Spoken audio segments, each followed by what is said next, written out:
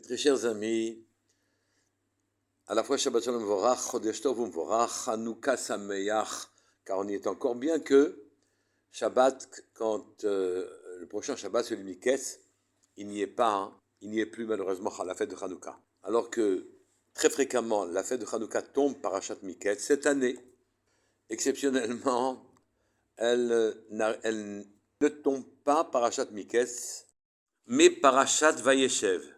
Les Chachamim d'habitude font une dracha. Ketz Sam la Choshech.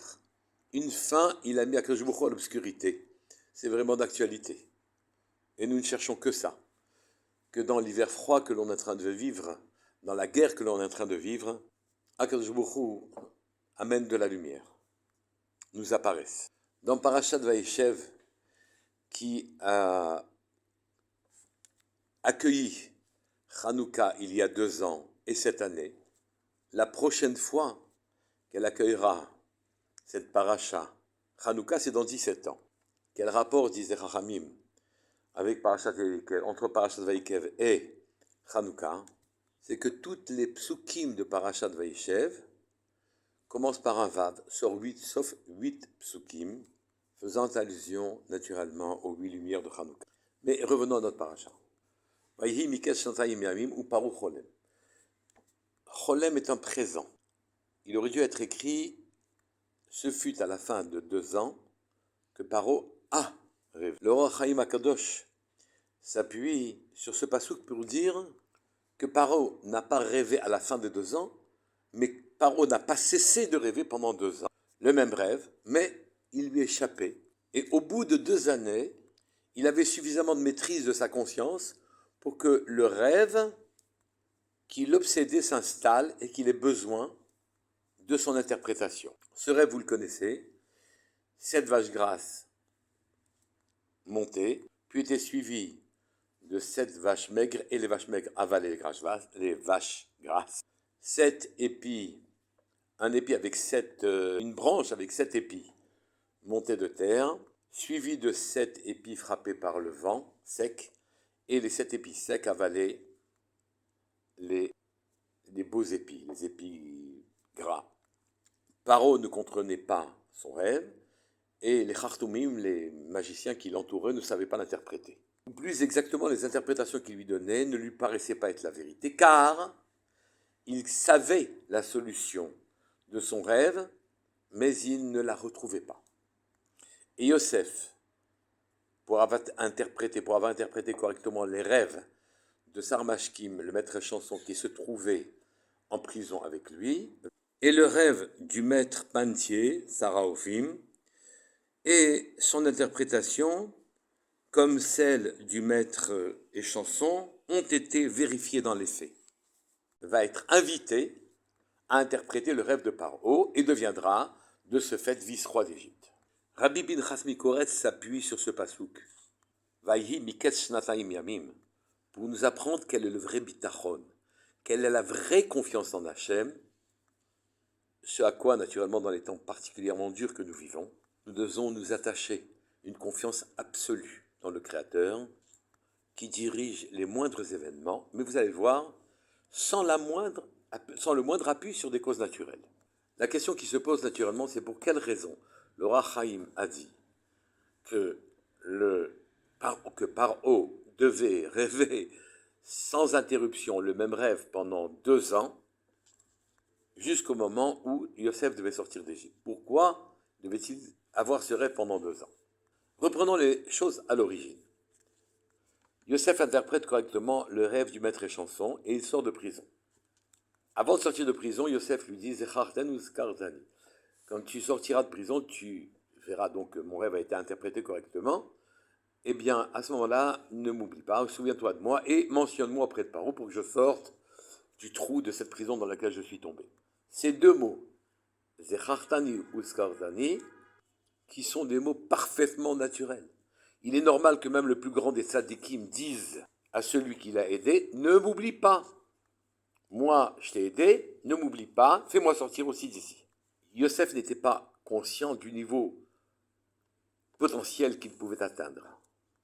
On raconte une histoire avec le Baal Shem Tov qui manquait de tout pendant Shabbat et qui, le vendredi matin, s'est contenté de taper à une fenêtre en disant « il y a quelqu'un qui manque, qui n'a rien pour Shabbat ». Et il est parti. La personne qui habitait la maison s'est levée en vitesse et a rattrapé le Baal Shem Tov et lui a dit « mais si tu as besoin, pourquoi tu fuis? Je veux remplir tes besoins ». Et le Baal Shem Tov lui a dit « il faut que tu saches que toute personne qui est née, elle est née avec sa parnassa. Elle est née avec ses besoins déjà couverts.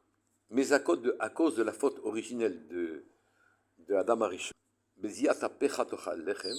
avec la sueur de ton front, tu mangeras ton pain. Le pain n'est pas disponible de la même manière pour tout le monde. Certains doivent aller très loin pour aller chercher le pain et d'autres le trouvent à la maison. Suivant le niveau dans leur vie actuelle, ils doivent faire de grands efforts ou de tout petits efforts pour se nourrir. Et le Baal Shem Tov lui a précisé, moi en ce qui me concerne, peu importe ce que tu vas faire après que j'ai tapé sur la fenêtre, c'était le seul effort que je devais faire et je ne devais pas en faire plus, car ça aurait été m'appuyer sur des causes naturelles. Le fait que j'ai tapé correctement, que je t'ai tapé au bon moment, que j'ai tapé chez la bonne personne, que j'ai tapé chez quelqu'un qui a les moyens, je ne veux pas, sur lesquels j'aurais pu m'appuyer, je ne veux pas m'appuyer, je ne dois pas m'appuyer sur ces causes-là, sur des fonctionnements naturels. Je tape à ta fenêtre, et peu importe ce que tu vas faire, c'est le seul effort que me demandent les cieux. Je n'ai pas le droit d'en faire plus. Yosef ne connaissait pas son niveau.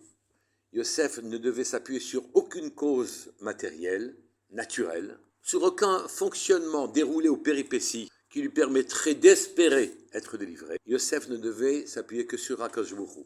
Velopana el Reavim, dit le Midrash, il ne s'est pas tourné vers les forces qui sont en jeu dans le monde pour pouvoir solutionner ses problèmes. C'est Yosef. Il n'aurait pas dû dire au Sar à Mashkin de se souvenir de lui et de parler à Paro. Il n'avait pas besoin de cela, il devait sortir au bout de 10 ans sans aucun problème. Et à cause de ça, il a eu 2 ans de plus. 2 ans de plus qu'il a passé dans le trou en Égypte. Le chemin le plus logique et le plus normal, de demander à quelqu'un qui l'a aidé, que vous venez d'aider, de vous aider à vous aussi, ne convenait pas au niveau de Yosef. Il a été excessif dans ses efforts. Akadosh Baruch Hu lui a montré que Yosef, que lui devait lui faire confiance sans aucun appui sur des fonctionnements naturels. Et ceci vient répondre à la question qu'on s'est posée. Pour quelle raison? Le Roi Chaim dit que Paro a rêvé pendant 2 ans le même rêve, puis Hachem le lui a fait perdre de sa conscience, puis au bout de 2 ans réellement, s'est souvenu en pleine conscience de son rêve. Pourquoi pendant 2 ans devait-il rêver et l'oublier? Je vais vous raconter une histoire qui va permettre de le solutionner. Justement, encore une fois avec le Baal Shem Tov, qui cette fois-ci voyageait avec le Rav Mandil, qui était ma guide de la ville de Midbar. Et pendant ce voyage, une soif terrible étreignait le Maguide, une soif inextinguible. Il s'en est plaint au Baal Shem Tov, qui lui a répondu, si tu as un bitachon amiti, une confiance parfaite en Hachem, sans aucun soutien ou compréhension ou logique matérielle, Hachem t'apportera ton eau. Et c'est ce qui s'est passé. Un goy passa à leur portée et leur dit, je suis en train de rechercher mes chevaux, je les ai perdus depuis 3 jours, est-ce que vous ne les auriez pas vus? Peu importe la réponse qu'ils ont faite concernant les chevaux, mais ils ont compris qu'en vérité, un goy était devant eux, ils ont demandé de l'eau, et le goy leur en a donné. Le Maguide, Rabbi Mandil, a demandé au Baal Shem Tov, j'ai bien compris que ce goy n'avait voyagé que pour moi, n'était en train de chercher ses chevaux que pour moi, pour étancher ma soif. Mais pourquoi devait-il voyager pendant 3 jours? Le maître du monde aurait pu inviter cette situation immédiatement ou rapidement. Pourquoi 3 jours? Écoutez la réponse du Baal Shem Tov Rabotai. Il lui a répondu, Hachem avait été Magdim Refoua Lamaka. Il y avait déjà la solution à ton problème, avant même que tu l'aies. Ce goy devait errer pendant 3 jours, en attendant que tu aies une confiance absolue dans Hachem. La solution, elle était là, mais inaccessible à toi, tant que tu n'avais pas établi une relation de confiance parfaite avec le Créateur. Et quand ta confiance avec Hachem a été parfaite, le goy qui était là en train d'errer depuis 3 jours pour apporter ta solution qui errait depuis 3 jours, à ce moment-là, t'es apparu. Les besoins des hommes sont remplis avant même qu'ils les aient. Mais ces besoins ont été invités sur terre de façon à ce que ces besoins soient un vecteur pour que l'homme établisse une relation parfaite de confiance avec le Créateur. La solution est là, invisible pour les yeux, inaccessible à la conscience. Tant que l'on n'a pas une confiance parfaite dans le Créateur qui maîtrise la totalité des mouvements du monde. C'est la même chose pour Yosef. Yosef aurait dû sortir au bout de 10 ans. S'il n'avait pas dit au maître chanson, souviens-toi de moi, parle de moi au pouvoir pour me faire sortir. Et pendant ces 2 ans-là, Yosef a aiguisé sa relation avec Akadosh Baruch Hu, plus exactement. Yosef Hatzadik a compris qu'en ce qui le concernait, il n'avait pas besoin de s'appuyer sur des causes naturelles et rechercher qu'elles lui procurent les conséquences qu'il souhaite. Il a compris qu'il devait mettre une confiance parfaite en Hachem sans aucun vecteur matériel. Au bout de 2 ans, c'est ce qui s'est passé. Eh bien, le rêve de Paro est monté à la conscience de Paro et Yosef a été appelé pour le résoudre. Shabbat Shalom et voir. Kol Tov.